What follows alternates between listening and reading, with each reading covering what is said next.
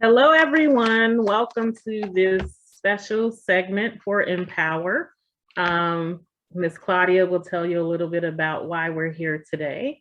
But hi, my name is Nicosia, and I am a family member who has been impacted by someone, more than someone in my family who has suffered with addiction. And hello, I'm Claudia. I also am a family member of someone who's battling a drug addiction. And today we're talking about addiction, but I wanted to just give you a brief definition of it. I know that addiction means so many things to so many different people. Some people think it's choice, some people think it's genetics, hereditary, there's predispositions. Yes, it can be a whole lot of different things, but when it comes down to it, the definition is that addiction is a brain disorder. It's a compulsive behavior, really to help the reward system. So once someone starts on a drug or a substance or alcohol, it's something that becomes a need for them if it's, excessive use, that they need to respond to that need and that use because it's causing them to kind of replace what we call dopamine receptors with the substance use. So it gives them that euphoria, the elation, the good feeling, a happy feeling. And so this is why it's considered the brain disorder. Today, we're going to talk about a serious issue that hits home for Nicosia and I, substance abuse, and how it affects family members of those who are addicted to drugs. And a small statistic for you is 19.7 million adults in 2017 battled a substance use disorder. And after this pandemic that we have been forced into, we can imagine how much greater that number is. Absolutely. Things have increased across the board for mental health, but most definitely for substance and alcohol use. And I know you hear me saying like substance and alcohol use because they're not one and the same. They are different in terms of the impact and the effects that it causes on the body. So that's why I'm just kind of separating. But today I wanted to be able to kind of share my own personal story about it. I've actually lost a family member due to an overdose. And so it was shortly after that that led me to want to just kind of take a closer look at this. I am a licensed therapist, but I'm also certified as an alcohol and drug counselor. And I've been in supervision for licensure for the past 2 years. And looking at and helping people in addiction and recovery. I personally, from family, I've kind of grown with seeing people operate in addiction throughout my family and knowing that there is a predisposition. But as a child growing up, I would look and just say, that's not who I wanted to be. And those aren't the things I wanted to engage in. And so I know I would do different groups and different educational things to help people, even adolescent. So I was an adolescent IOP, it's called Intensive Outpatient Facilitator. And I had this group of kids, and I'll never forget, they were in there because they were court ordered. They had been found with drugs or using drugs too much. And they felt like I wasn't in a place to be able to help them because I couldn't relate because I had not used drugs. So how can you tell us anything? And so the one thing I wanted people to know as I journeyed through working with people in addiction was that the one thing I can teach you is how to live a sober life. That's what I got to offer, and the actual consistency and love and care for it. My background with family, it has impacted me in a major way, that it caused like just different family dynamics for many. People disconnected, people have been estranged, people have been not as close as they could have been because of that. And again, the recent loss of a family member because of an overdose, and trusting that that was something that they needed to help themselves feel better or get over their depression, led to them actually taking a substance that was filled with fentanyl. So there's a lot of education, a lot of information, a lot more I could talk about, but I just really wanted to speak from the heart that in the beginning, I thought it was a choice. And so I was angry with people around me who did use. And I did kind of judge and think of them in a certain way. But as I started to work in the field, I learned more about the brain and the science of the brain and how it was impacting them. And it also led me to go back to the beginning of my career and think about how many more people I could have helped if I had understood the things now then. But now I can only move forward and look to help those that I step out to help. And so I never work harder than my clients, but I will work as hard as they want me to work, and I will stand with them until they're done and that they've achieved all that they want to achieve through conquering and being successful over that addiction. Claudia.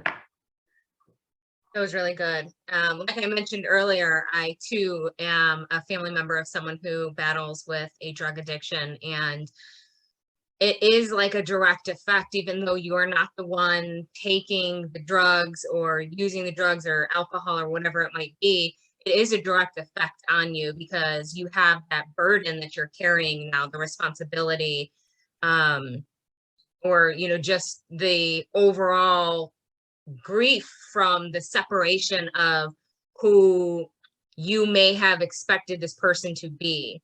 The person who might be battling from a drug addiction could be someone that you look up to, and to be ripped apart from who you looked up to or admired. You go through this whole grief process of losing this person that you admired, whether it's a parent, whether it's an aunt, an uncle, a guardian, a best friend. You do go through like this grief process. And I've known many people who've battled addictions, whether it be drugs, alcohol, you name it. Some of them made it through the battle, some of them didn't. And my father is actually one who battled an alcohol addiction. He made it through, he sobered himself up. By the time I was born into this world, he was already sobered up. So fortunately, I never saw my dad in that light. But I heard stories from siblings and from my mother who would just tell me how like the addiction took over him, and it left him, you know, abusive physically, mentally, emotionally, and how that, you know, affected other people around him. More recently, I have another family member that I'm not going to go much into depth on who it is, but this family member also is battling a drug addiction, and recently was, for lack of a long story, was hit by a car and is currently in the hospital waiting surgery on both legs. And it was a very difficult situation for the surgeons because she came into the hospital with drugs in her system already. And the issue that the surgeons were having was, okay, do we perform surgery?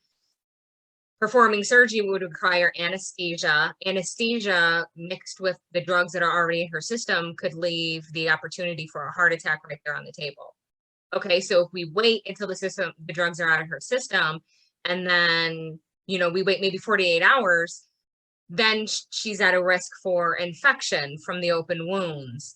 That could lead to possible amputation, or if the infection spread, even death. So the surgeons were left with, you know, a 50-50 chance, really. What do we do? Pain medication couldn't be administered because they were at risk of overdosing her. They didn't know what she had, or how much of what she had was in her system. So it was just an overall a very stressful situation. And for me, it took such an emotional toll on me. I too, like Nicosia, at one point believed like, okay, this addiction is your choice. You're choosing this. But again, once you learn the real structure of the brain and how the addiction truly takes over your body, you can sympathize with the person and truly feel sorry almost in a way, because it's a disease at that point. The way I see it is, it's almost like that person that you knew, that person you looked up to, that person you admired, they're still in there, right? And they're stuck in like a shell of an addiction. And it's like they're banging on the walls trying to get out, and they're just stuck. And a part of you can look at them and be like, you know, you're never going to learn. You're never going to get over this. But the other side of you is like, well, no, I can understand now what's happening here, and I want to help you, and I want to be there. And now I feel obligated to help you through this process. And so it's definitely a direct impact on my emotions and, you know, just overall, you know, stress levels and worry and anxiety and, you know, not knowing a potential outcome and just wanting the best for this person. And at the end of the day, they have to be at a point where, you know, they know how to handle this addiction. And it's just a cyclical pattern that keeps, you know, revolving over and over and over. And so with the, you know, the right circle of people, the right information, the right encouragement, you know, just that one comment or that one gentle push could potentially be what helps push them into the right direction. And I just wanted to say that for anyone out there who might be battling an addiction, I pray that God releases the hold of the addiction from you, the hurt, the grief, the pain, whatever it is that made you feel like initially you had to turn to substances. You're not alone in this fight. And no matter what the enemy has led you to believe, you are a child of the Most High God, and there is a spiritual battle over your life. You're destined for something great, and the enemy did all he could to try to push you off your game, but it's not too late. You can get back up and you can fight for your life. I read this message, or I read this meme on, I think it was like Facebook, and it said, "Don't limit your prayers because you think you're sinful or undeserving." And if we tied it back to the Bible, we think of King David, and King David was, you know, battling his own issues and repenting and then doing it again and repenting and doing it again. And a lot of people feel like, oh, well, you know, once I've done X, Y, and Z, so what's the point? I'm already down a path of destruction. Why turn around now? Don't feel that way, because even David was given the grace and the mercy from God.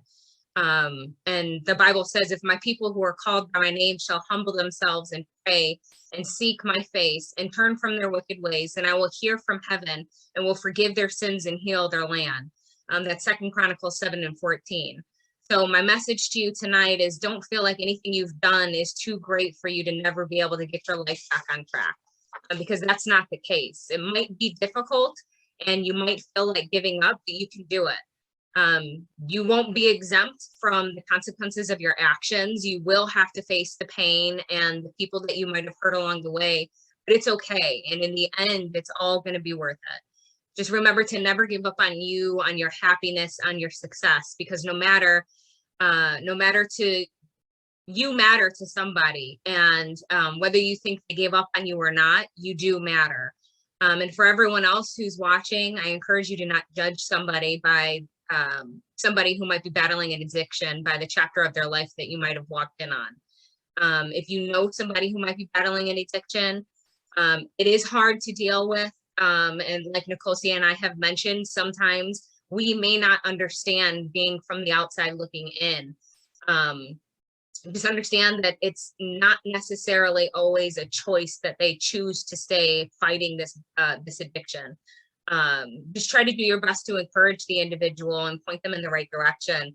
Like we said already, that one encouragement, that one gentle push, that one understanding and thoughtful remark might be the one thing that pushes them to realize, okay, I need the help. I need to get myself back on track. I deserve this.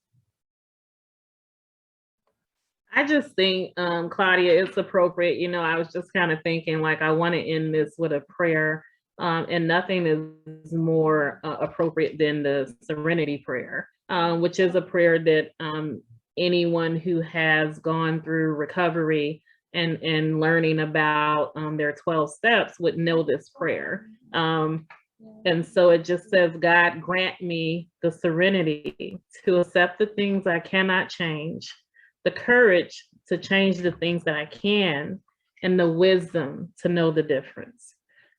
So in this moment, I just really urge anyone who's struggling. We will provide resources at the end of this video. You can always reach out if you need resources in your community. I'm more than happy to look up resources. We can provide those to you. But just know, as Claudia mentioned, I can't reiterate that enough, that it's important to know that you have a purpose, that you're worthy, and that someone cares.